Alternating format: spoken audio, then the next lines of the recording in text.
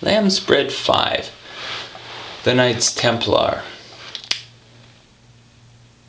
As much as 3 months passed between the decree of the heretic nature of the Knights Templar and the universal arrest of the Templars.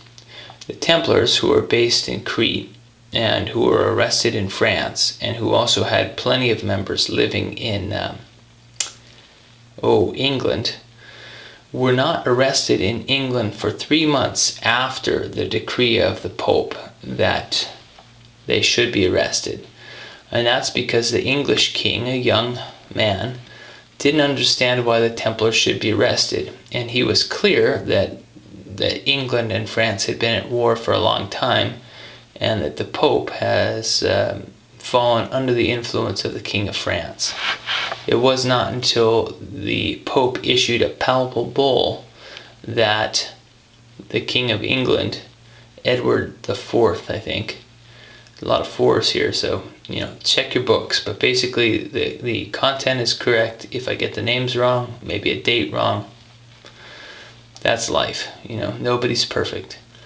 So then 3 months after the decree, the King of England also decreed that the Templars should be arrested under the influence of a papal bull, that he would be expelled from the church if he did not do this. So the King of England issued the decree, but 3 months later, most all of the Templars were already missing. Most all of their treasure, which is a significant quantity because they were the first international bankers, was missing.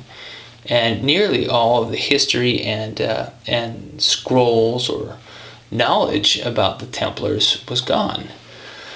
What happened? Well, the Templars they had a pretty good sailing fleet, and they became mercenaries. They became pirates.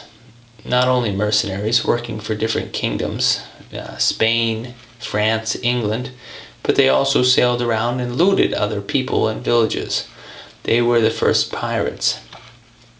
One of the few places where the Templars were not banned was Scotland. So Ireland and Scotland were two of the places where the Templars went. But the Christian influence in Ireland under St. Patrick, you've all heard about St. Patrick driving the serpents out of Ireland. Well, that's a metaphor for driving out the Illuminati, driving out the Templars with their yeast of knowledge, with their heads full of knowledge. It's really the wisdom of God that saves you. It's the wisdom of God that sheds the light of understanding. It's knowledge that actually causes us to perish, because knowledge tells you that all things are born from a female. Therefore, God must be female. This is deductive reasoning. This is logic.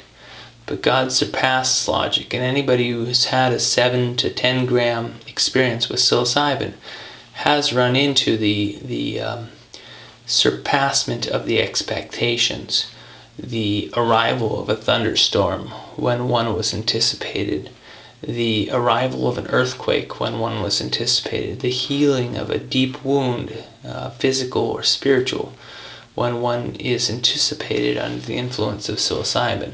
These things are all possible, but they're not practically realistic. So knowledge would say that's not going to happen, but wisdom, the wisdom of God, would say that all things are possible through God. And in fact, it does say that. So the Templars roosted in Scotland, and that is where the Scottish rite of Freemasonry originated. Freemasonry, it comes from the root word of Fremason, which means the sons of light. It's a French word. And next we'll move from the Templars and the origins of the Masons, the Scottish Rite, into the French Revolution and into the Jesuits. Ending of Lamb's Bread 5.